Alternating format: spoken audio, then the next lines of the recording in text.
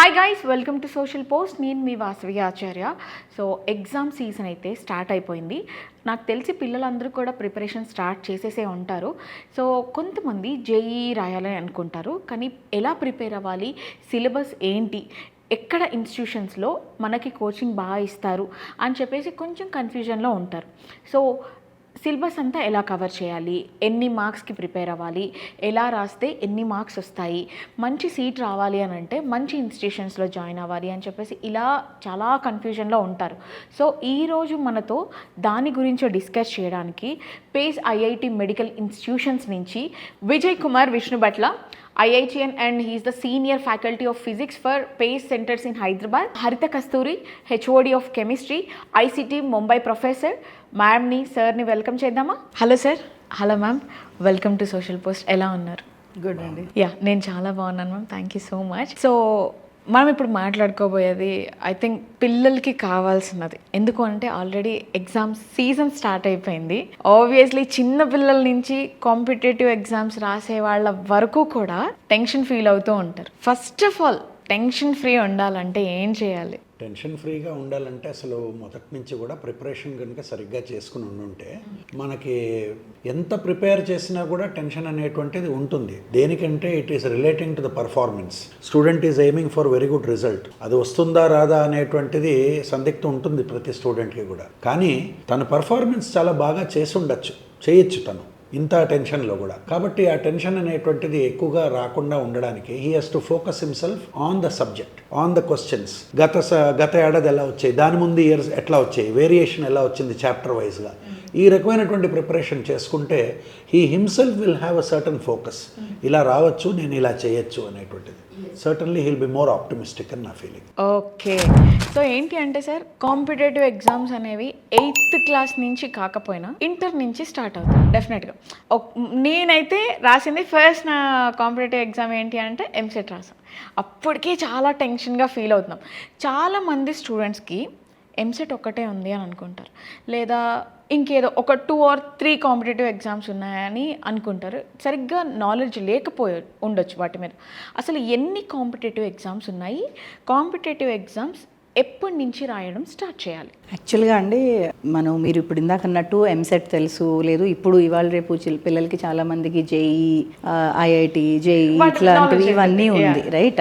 But this is like a world cup what you are playing, right? ఇప్పుడు IPL season కూడా నడుస్తుంది. అవును. World cup ఆడేటప్పుడు పిల్లలు రంజీ ట్రోఫీ ఆడకుండానే ఆ ప్లేయర్స్ వరల్డ్ కప్కి వచ్చేసారా? లేదు కదా. సో ఫస్ట్ నుంచి కూడాను you need to have that mindset of writing a competitive exam. And for that we have many competitive exams right in the school లెవెల్లోనే పిల్లలు right from the 6th grade నుంచి there are so many competitive exams. Like for example IOM ఉంది, international olympiad for mathematics, తర్వాత IOS international olympiad for sciences. So ఇవన్నీ, then you have IPM institute for promotion of mathematics. So ఇవన్నీ, these are all government registered bodies who are conducting these competitive exams to give the student much more in advance that competitive spirit. ఆ spirit ఉండాలి. ఇప్పుడు క్లాస్లో ఒక 40 మందో 50 మందో ఉన్నారు, లేదు 30 మంది ఉన్నారు, వాళ్ళలో నేను ఎక్కడున్నాను, that is one thing that they can compare.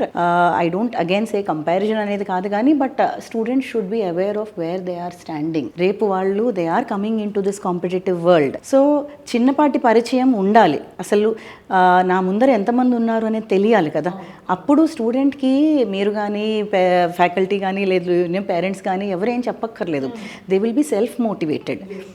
Like I can say school లెవెల్లో చేసే ఎగ్జామ్స్, హోమీ బాబా బాల్ వైజ్ఞానిక్ శిక్షణ, that is for 6th grade and 9th grade. BARC Baba atomic research centre వాళ్ళ చేత అప్రూవ్ చేయబడిన ఎగ్జామ్స్ ఇవి. సో ఆల్ ఓవర్ ఇండియా పిల్లలు రాస్తారు.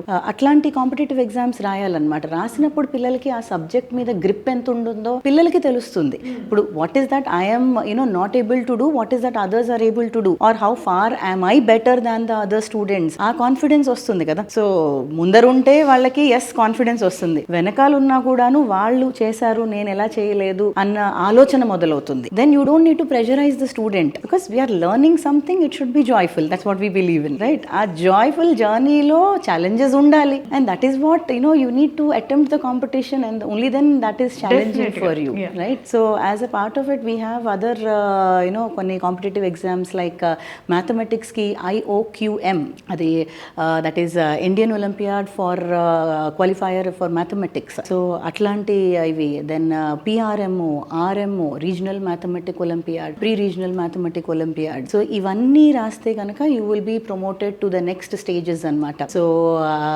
ఇట్లాంటి స్టేజ్ వైజ్ పిల్లలు level after the level cross చేసుకుంటూ వెళ్తూ ఇండియాలో కానీ ఇంటర్నేషనల్గా కానీ స్టూడెంట్స్ ఎక్కడ ప్లేస్ అయి ఉన్నారు అనేది తెలుస్తుంది కదా వాళ్ళకి. సో దాని మీద వాళ్ళకి ఆ కాన్ఫిడెన్స్ ఆబ్వియస్లీ బిల్టప్ అవుతుంది. మ్యాథమెటిక్స్కి ఎలా ఉందో అలాగే సైన్సెస్కి కూడా యూ హ్యావ్ NSTSE, తర్వాత NSEJS. సో ఇట్లాంటివి national science talent search exam, and NSEJS, so national standards entrance exam for your junior sciences. ఇట్లాంటి కాంపిటేటివ్ ఎగ్జామ్స్ ఉన్నాయి which will open the gateway to your next level of competition. And ఈ కాంపిటీషన్లో ఇలాంటి olympiads ఇవన్నీ registered bodies ఇస్తున్న olympiad. This is conducted by physics teachers association.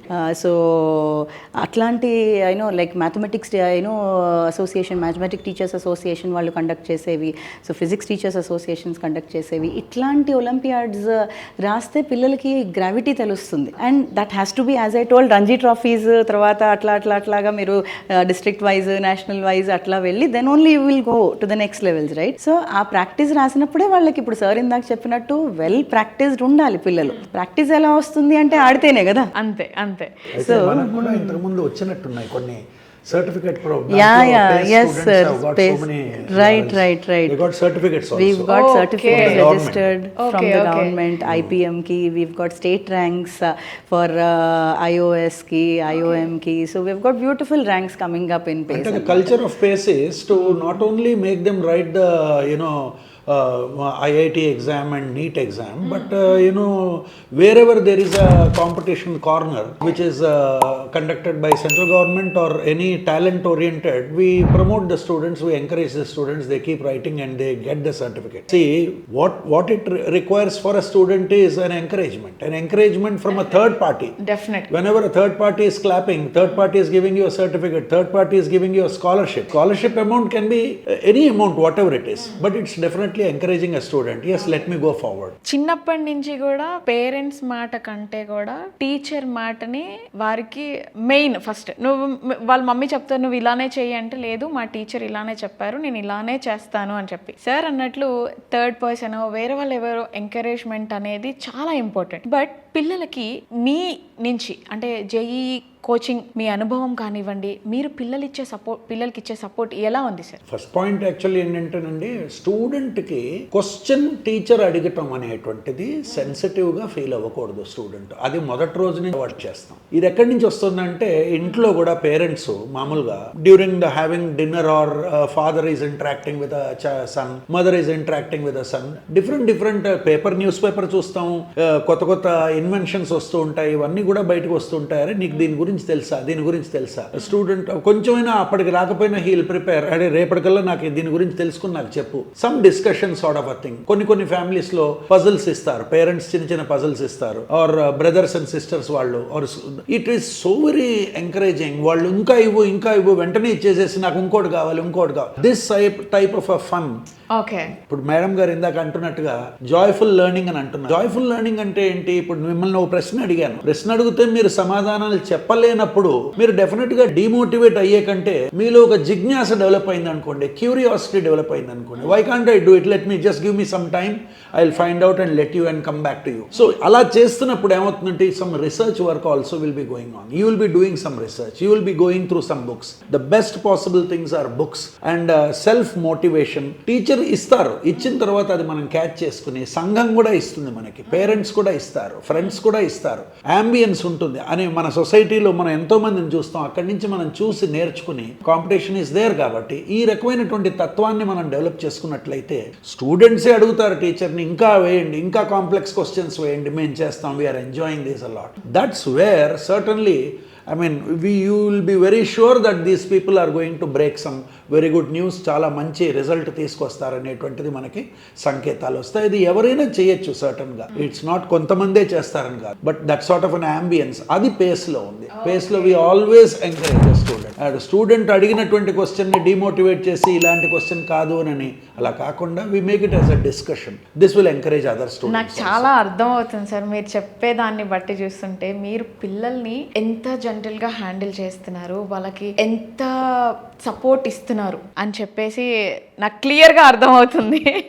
So మీరు but making them strong as well. Of course మీరు ఎన్ని సంవత్సరాల నుంచి ఈ జేఈ ఆస్పిరెంట్స్కి శిక్షణ ఇస్తున్నారు సార్? సో పేస్ స్టార్ట్ అయ్యి ఇప్పుడు it is now 28th year we are entering అండి. So 27 years of successful journey, we are entering into the 28th year. So we are all seasoned into bringing up these ranks anandi, success anandi. Thank you so much. And that happens only by the strength of the faculty and the students along with parents. It's a tri-party agreement, we say. It's like ఏదో parent ఒక చోట తీసుకొచ్చి స్టూడెంట్ని పెట్టేశారు ఇంకంతా మీదే, అట్లా ఉండకూడదు. ఇట్స్ అ టీమ్ ఎఫర్ట్ ఎప్పుడైనా కదా. బికాస్ ఒకళ్ళు విన్ అవుతున్నారు అంటే వాళ్ళ వెనకాల ఎంత పెద్ద టీమ్ ఉంటుంది. Student is winning the game, అంతే. Student is winning the game, he is getting the laurels, he is getting the ranks, he is getting into better institutions, right. But working team అనేది పేరెంట్స్ చాలా పెద్ద సపోర్ట్ వాళ్ళకి. So they just don't have to do anything, they just have to be with them, అంతే. మీరు ఉండండి, parents పిల్లలతో కూర్చోండి. వాళ్ళకి ఏదో రూమ్ ఇచ్చేసాము వాళ్ళు చదువుకుంటున్నారు, this we generally don't encourage. మీతో పాటు కూర్చోబెట్టుకోండి, హాల్లో కూర్చొని చదువుకుంటారు, డైనింగ్ టేబుల్ దగ్గర కూర్చొని చదువుకుంటారు. బికాస్ చదువుకునే వాళ్ళకి ప్రైవసీ అక్కర్లేదని నా ఫీలింగ్ యాక్చువల్గా, రైట్. అండ్ వాళ్ళు ఎందులో అయినా సరే మ్యామ్, ఇప్పుడు మీరు ఈ చీర కట్టుకున్నారు, ఒక ఫ్యాషన్ డిజైనింగ్ స్టూడెంట్ అయితే ఇందులో కలర్ థీమ్ వెతుక్కుంటాడు, ప్యాటర్న్స్ వెతుక్కుంటాడు. అలా ప్రతి దాంట్లో వాళ్ళు వాళ్ళ స్టడీస్ని కానివ్వండి, వాళ్ళ ఐక్యూ లెవెల్స్ని కానివ్వండి, మనం ఐడెంటిఫై చేసేలాగా పేరెంట్స్ ఎంత ముఖ్యమో ఎట్ ద సేమ్ టైం బ్యాక్గ్రౌండ్లో మీరంత ముఖ్యం, ఫ్యాకల్టీ అంత ముఖ్యం. సో అసలు జేఈ ఈ కోచింగ్ ఇవ్వాలి, పిల్లలకి సపోర్ట్గా ఉండాలి అని చెప్పేసి మీకు ఎవరు ఇన్స్పిరేషన్? టఫ్ క్వశ్చనా? బేసిక్గా ఏంటంటే ప్రతి స్టూడెంట్కి, ప్రతి మనిషికి కూడా తన చుట్టూ ఉండేటువంటి వాతావరణంలో తన అభిమానించే వాళ్ళు ఉంటారు డెఫినెట్గా. అంటే తను ఎందుకు అపమానిస్తున్నాడు? ఒక రకమైనటువంటి ఒక క్లాసీ రిజల్ట్ ఒకళ్ళకి వచ్చింది, ఒక మంచి పొజిషన్లో ఒకళ్ళు ఉన్నారు, ఒక పర్టికులర్ లైన్ని చూస్తే ఒక ఫ్యాసినేషన్ వస్తుంది. ఈ లైన్లో ఈయనలాగా నేను అవ్వాలి, ఈయనలాగా అవ్వాలంటే నేను ఏం చేయాలి? న్యాచురల్లీ మనం అతన్ని అడగలేం కదా, అలాంటిది మనం కనుక్కుంటాం. ఈ ఎగ్జామ్లో నేను క్లిక్ అవ్వాలంటే ఏం చేయాలి, పలానా కోర్స్ చేయాలని అంటారు. ఈ రకమైనటువంటి తత్వం అనేటువంటి స్టార్ట్ అయింది చాలా ఏళ్ల క్రితం. Number of students who use to write IIT examination were not that much as we're right seeing today. ఇవాళ 15 లక్షల మంది రాస్తున్నారు, ఒకానొకప్పుడు 1,00,000 మంది రాసేవాళ్ళు. ఒకానొకప్పుడు మనకి చూస్తే 5 సెంటర్సే ఉండేవి. IIT was only 5 in India. ఒక్కొక్క దాంట్లో 200 సీట్లు ఉండేవి. 5 అంటే ఖరగ్పూర్, కాన్పూర్, మెడ్రాస్ ఇవన్నీ తీసుకుంటే 5, 200 జప్పును చూసుకుంటే 1000 సీట్లు ఉండేవి. ఇవాళ నెంబర్ ఆఫ్ సెంటర్స్ అంటే ఐఐటి ఇన్స్టిట్యూట్స్ చాలా ఎక్కువైపోయినాయి, నెంబర్ ఆఫ్ సీట్స్ కూడా పెరిగాయి, తద్వారా number of students who are writing again పెరిగింది. The ratio is again the same. అంటే సక్సెస్ రేట్ చాలా తక్కువ ఉంటుంది. కాబట్టి అందులో మనం సెలెక్ట్ అవ్వాలంటే కోర్సు కరికులర్ని చాలా బాగా అవపోసం పట్టాలి, చాలా యూనిక్ లెవెల్లో కూడా ప్రిపేర్ అవ్వాలి, అంతేనా?